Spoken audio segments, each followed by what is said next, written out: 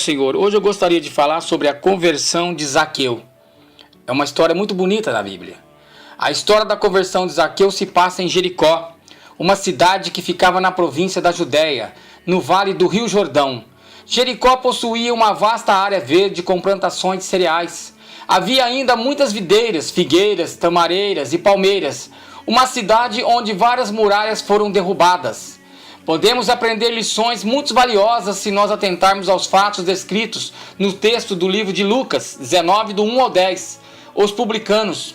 Durante a dominação de Roma sobre a Judéia, a sociedade era dividida em várias classes. Dentre estas, os publicanos eram, de uma forma geral, os responsáveis pela cobrança e arrecadação de taxas, tributos e impostos. Lucas 19, 1, 2. E tendo Jesus entrado em Jericó, ia passando, e eis que havia ali um homem chamado Zaqueu, e era este um chefe dos publicanos, e era rico. Os publicanos sofriam um repúdio muito forte dos fariseus.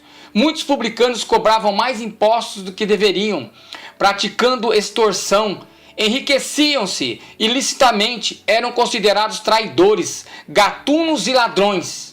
Este ódio se estendia às suas famílias também. Os publicanos eram impedidos de participar do templo e expulsos das sinagogas, apontados por onde passavam, isolados dos seus compatriotas, eram contados como vice-pecadores, como pessoas pecadores. Mas Zaqueu, como todo bom judeu, foi ensinado no caminho da lei de Moisés e dos profetas.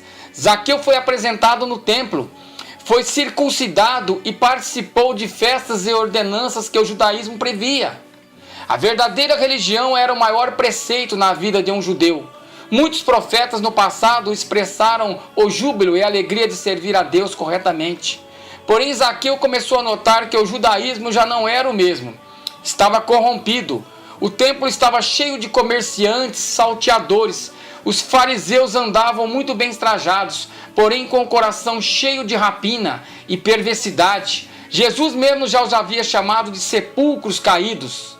Os ensinamentos de Moisés e dos profetas eram profanados. Os principais sacerdotes eram corruptos homicidas.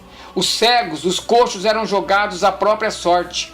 O cuidado da viúva e do órfão era negligenciado. O povo era manipulado pelo sinédrio e a hipocrisia tomava conta da nação. Assim Zaqueu também se corrompia. Pensou na riqueza e no luxo. Aliou-se a Roma, tornando-se um publicano.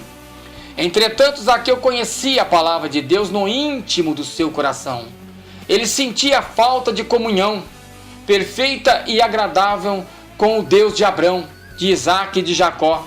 Ele demonstra isso quando procurava ver quem era Jesus. Lucas 19, 3, 4. Ele procurava ver quem era Jesus e não podia por causa da multidão, pois era de pequena estatura. E correndo adiante subiu a um sicomoro bravo, a uma figueira brava, para o ver, porque havia de passar por ali. E quando Jesus chegou àquele lugar e olhando para cima, viu-o e disse-lhe: Zaqueu, desce depressa, porque hoje me convém pousar em tua casa.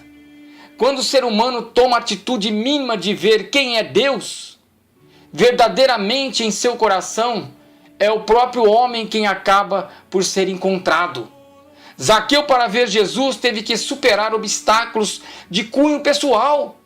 Era de pequena estatura e obstáculos de cunho circunstancial à multidão. Veja que Zaqueu utilizava de estratégias para se pôr à frente da multidão. Ele calculava por onde Jesus passaria. Para superar a multidão ele corre, ou seja, ele emprega suas energias. Isso nos ensina que por vezes para superarmos dificuldades é necessário empreender um certo esforço. Outro fato que vale destacar, irmãos, é que Zaqueu sobe em uma figueira, um tipo de figueira brava. A figueira brava era uma árvore que dava um fruto de qualidade inferior, mas que por fim acabou servindo para que ele pudesse encontrar com Jesus. Isso também nos mostra que as coisas que muitas vezes parecem sem muito valor podem ser usadas por Deus para nos proteger das situações de vitórias. Deus utiliza das pequenas coisas para confundir as grandes. Deus usa os fracos para confundir os fortes. Apesar da murmuração dos fariseus, Jesus mais uma vez estende a sua mão de amor e misericórdia e opera um dos maiores milagres de seu ministério.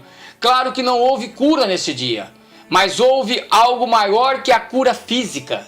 A cura física ela é temporária, enquanto que a cura espiritual, isto é, a salvação do homem, ela é eterna, para todos sempre. Lucas 19:10, porque o Filho do Homem veio buscar e salvar o que se havia perdido. Outra característica que a conversão de Zaqueu ensina é que quando há arrependimento de pecados, há também mudança de atitude. Quando uma pessoa verdadeiramente se arrepende, há uma busca por mudar e transformar a sua vida. Mesmo com tantas riquezas, prazeres carnais à disposição, o luxo, e nada disso podia preencher o vazio que havia no coração de Zaqueu. Quando recebeu o dom da salvação, com seu coração cheio de alegria, ele mudou o seu ser. Lucas 19, do 8 ao 9, diz que levantando-se Zaqueu, disse ao Senhor: Senhor, eis que dou aos pobres metade dos meus bens, e se alguma coisa tenho defraudado alguém, o restituo quadruplicado. A devolução de 4 vezes o valor que ele roubava está em conformidade com a lei que previa restituição. Êxodo 22:1, irmãos. Se alguém furtar boi ou ovelha e o degolar ou vender por um boi, pagará 5 bois e pela ovelha 4 ovelhas. Aqueles que reconhecem a Jesus como Senhor e Salvador são transformados em seu caráter.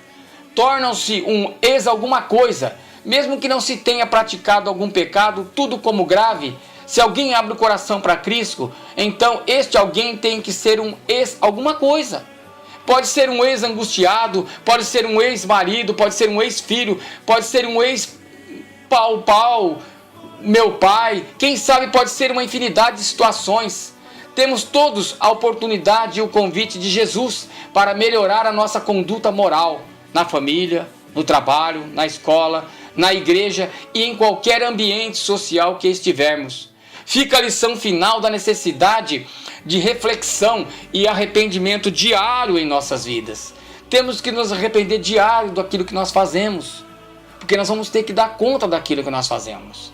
É a palavra que eu quero deixar hoje no coração de cada irmão, em nome de Jesus. Amém.